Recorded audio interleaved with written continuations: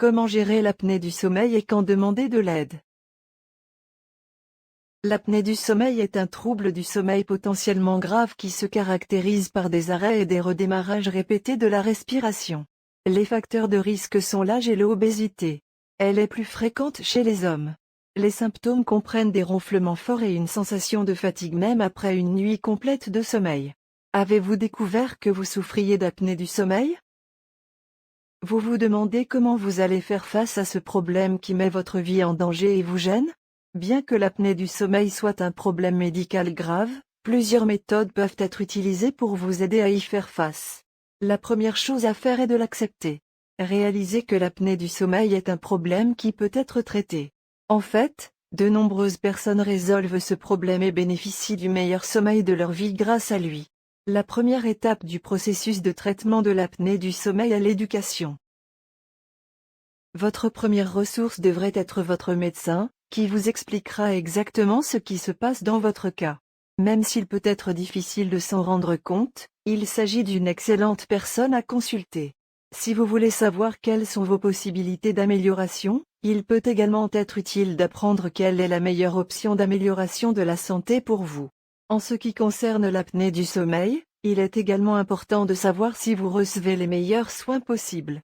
Il est toujours judicieux d'obtenir un deuxième avis sur votre état et vous ne devez jamais craindre d'insulter votre médecin en le faisant.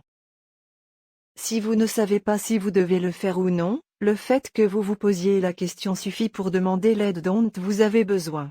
L'apnée du sommeil est une affection grave à laquelle vous devez penser chaque fois que vous vous couchez le soir.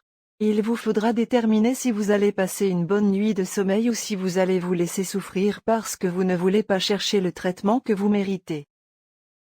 Si vous pensez que vous devez demander l'aide de votre médecin, faites-le. L'apnée du sommeil est un problème médical grave qui peut entraîner des complications supplémentaires au fil du temps. Dans certains cas, elle s'aggravera au point de vous empêcher de dormir et d'entraîner des conséquences graves, comme une crise cardiaque. De nombreux médecins connaissent bien ce sujet et savent quelles sont les bonnes méthodes pour le traiter, il est donc sage de consulter votre médecin. Néanmoins, il se peut que vous ne sachiez toujours pas si vous devez obtenir de l'aide. Un signe que c'est le cas est que votre conjoint se plaint de vos ronflements et de leur intensité. En bref, s'il ne peut pas bien dormir à cause de vos ronflements, il est temps de demander de l'aide.